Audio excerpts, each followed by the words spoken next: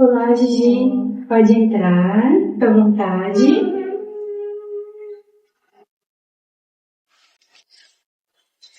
Boa tarde. Muito bom te ver hoje aqui, Gigi. Como foi essa semana? Nem sei explicar direito. Teve dias que eu estava anestesiada, como se eu estivesse no automático, sabe? Tinha dias que eu ficava olhando para a parede e do nada acabava pensando nele. É estranho porque eu sinto a minha vida que ficou muito dividida em duas partes. Existe uma vida antes do acidente e uma vida depois do acidente, que é essa agora, vazia. Essa semana eu encontrei a camisa dele que estava guardada lá no guarda-roupa, que ainda tinha o cheiro do perfume dele. Eu sentei lá no chão do quarto dele, fiquei pensando.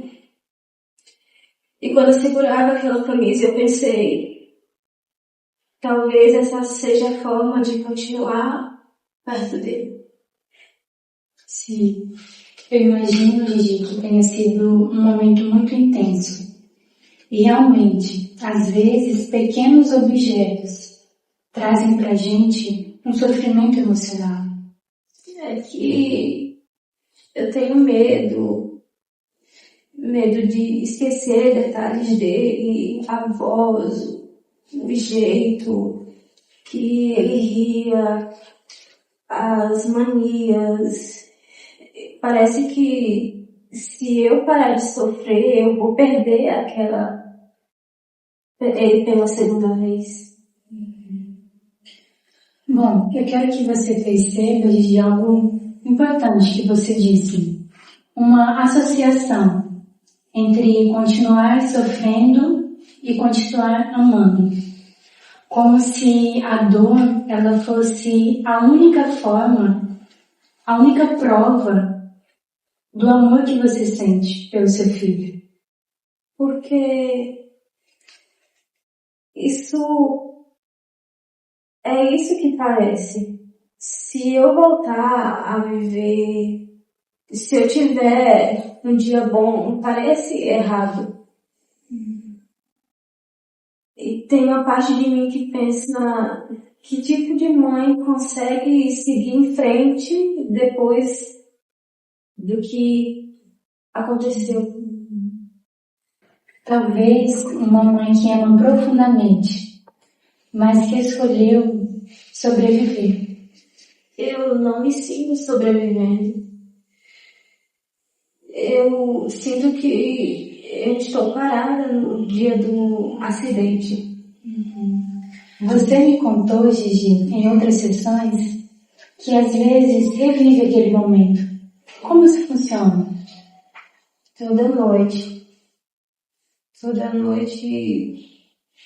eu fecho os olhos e começo a imaginar coisas diferentes. E se eu tivesse ligado para ele antes? Se eu tivesse insistido para ele não sair? E se eu tivesse ido buscar ele? Minha cabeça abria mil possibilidades e em todas ele continua vivo. Bom, isso que a sua mente faz, Gigi, é muito comum em perdas traumáticas. O cérebro, ele tenta desesperadamente recuperar aquela sensação de controle. Porque aceitar que algo terrível aconteceu sem que pudéssemos impedir é profundamente doloroso. Mas eu sou mãe, eu deveria ter protegido ele. Você acredita que amar alguém é ter absoluto em impedir uma tragédia? Não, racionalmente não. Mas emocionalmente, parece que sim. Percebe como existe uma diferença entre a responsabilidade real e a culpa emocional? É que a culpa me faz sentir que havia algo que eu poderia fazer. Porque aceitar que eu não podia controlar aquilo me dá uma sensação horrível de impotência. E talvez seja exatamente essa impotência que a sua mente esteja tentando evitar. Porque a culpa dói. Mas a impotência diante da morte parece insuportável. Sim. Bom, eu quero te fazer uma pergunta difícil. Se o seu filho estivesse presente nesse momento, vendo todo o seu sofrimento e a culpa que você carrega, como ele se sentiria? Ele odiaria me ver assim. Por quê? Porque ele sempre dizia que eu me culpava por tudo, que eu botava o mundo sobre mim, as minhas costas. Talvez exista uma parte dele dentro de você, onde você ainda consegue ouvir. Eu sinto falta disso, da leveza dele. E o que você acha que ele diria sobre a forma com que você tem vivido essa perda? Que eu parei de existir. Quando alguém perde um filho, não perde apenas uma pessoa, perde também parte da própria identidade. Sonhos, objetivos, um futuro imaginário.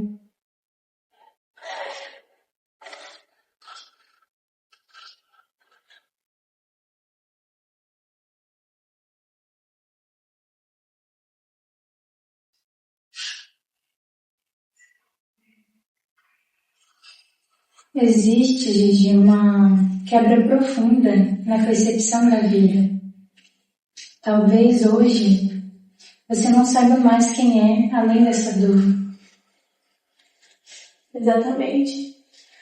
Antes eu era a mãe dele e agora eu sou o quê? Bom, essa pergunta, eu sou o quê? Talvez seja uma das perguntas mais difíceis do luto.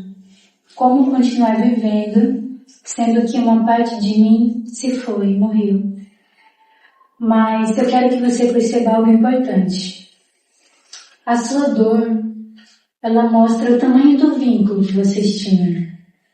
Mas a sua vida, ela não precisa terminar para provar que esse amor existiu.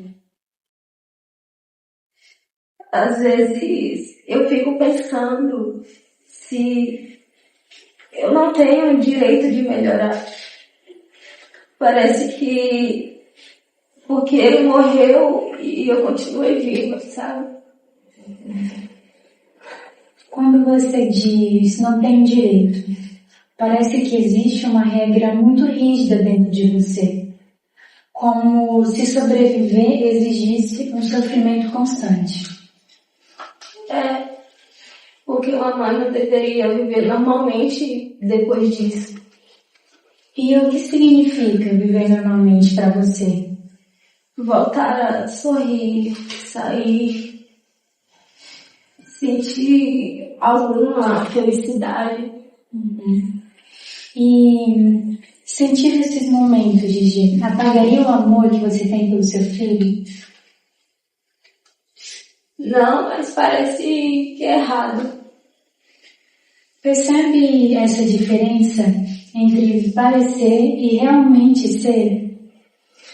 Bom, você tem me dito, vivi algumas frases, alguns pensamentos que se repetiram durante a sessão.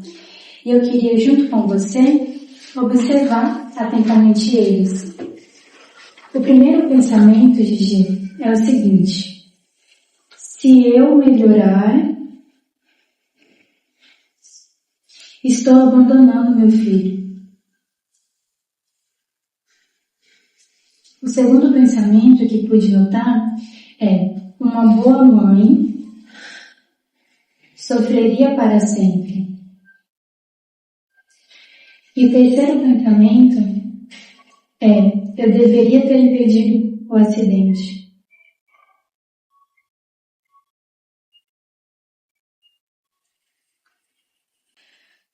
Bom, todos esses pensamentos, na terapia cognitivo-comportamental, nós chamamos de pensamentos automáticos. Pensamentos que surgem de forma rápida e que a gente tende a acreditar, como se fosse uma verdade absoluta, sem antes analisar de uma forma profunda. Aqui na primeira frase, Gigi, se eu melhorar, estou abandonando meu filho, se refere ao pensamento dicotômico, onde na sua mente só existem duas possibilidades. A primeira é: se eu continuar sofrendo eternamente, continuarei amando meu filho. Mas se eu melhorar, não vou amá-lo. Se eu não amar, eu vou abandoná-lo. Consegue entender? Eu nunca tinha pensado dessa forma. Bom, nas emoções humanas, elas não funcionam em extremos. É possível sentir saudade e ainda viver. É possível amar alguém profundamente e ainda experimentar momentos de alegria. Eu quero entender, Gigi, algo mais profundo com você. Se fosse verdade que seguir em frente significaria abandoná-lo, o que isso diria sobre você? Que eu sou uma mãe horrível. E se você fosse uma mãe horrível, o que isso significaria?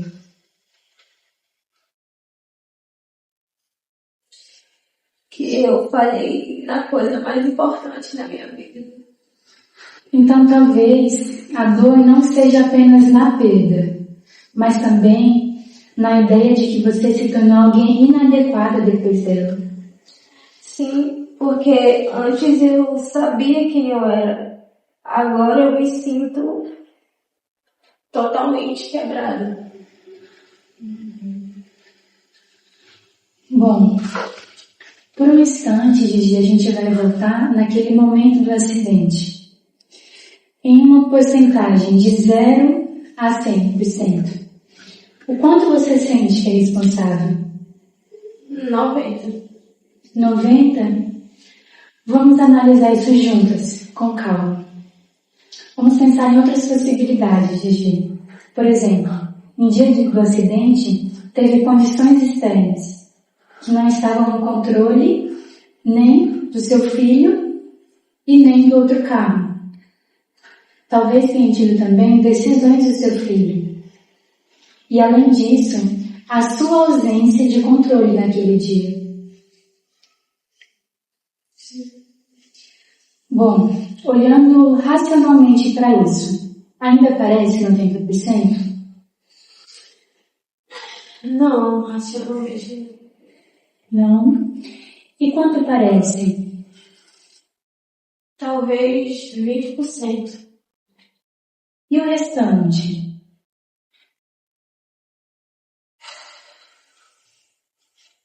Circunstâncias, acaso,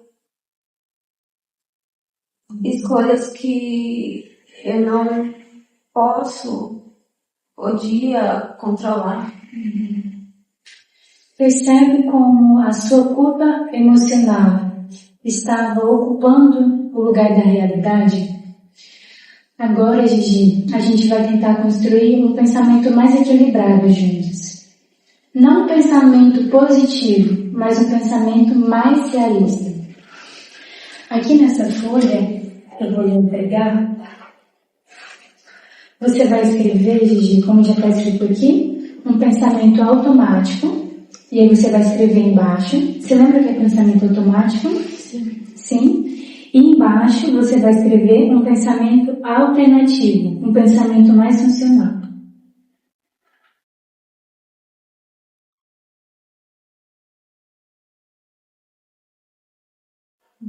Pronto. Pode ler em voz alta. Eu falhei como mãe porque não consegui salvar meu filho. Eu amava profundamente meu filho, mas não tinha controle sobre o acidente. Minha dor não significa necessariamente culpa. E o pensamento alternativo? Você pode ler novamente? Eu amava profundamente meu filho, mas não tinha controle sobre o acidente. Minha dor não significa necessariamente culpa. É estranho que uma parte de mim acredita nisso. Outra ainda continua se culpando. E tudo bem.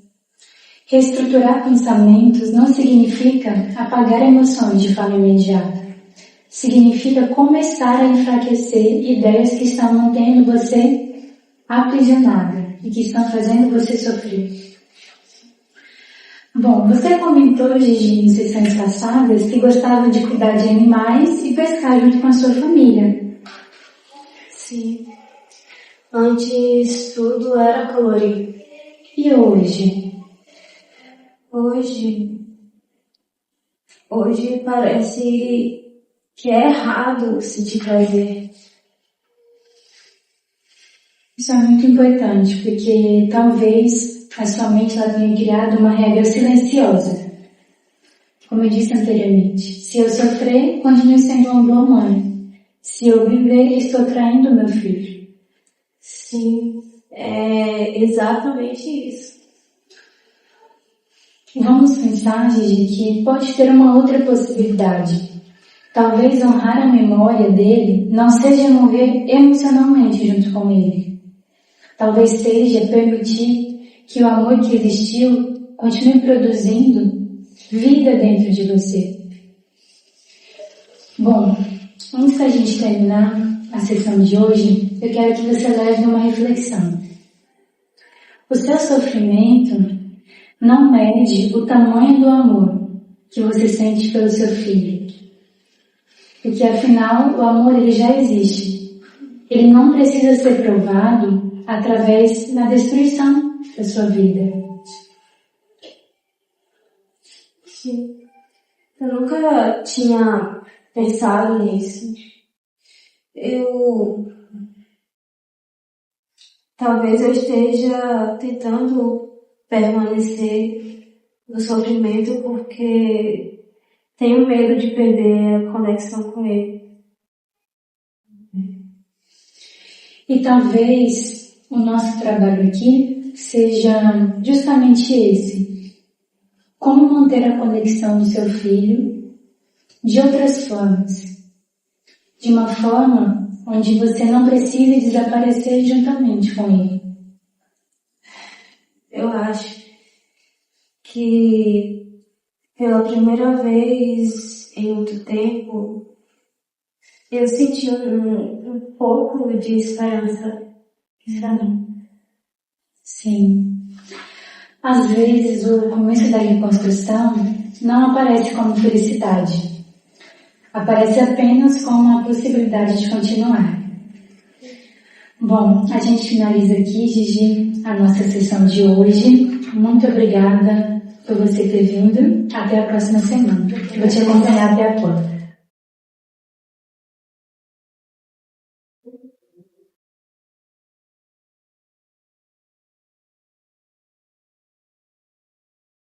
Já, já.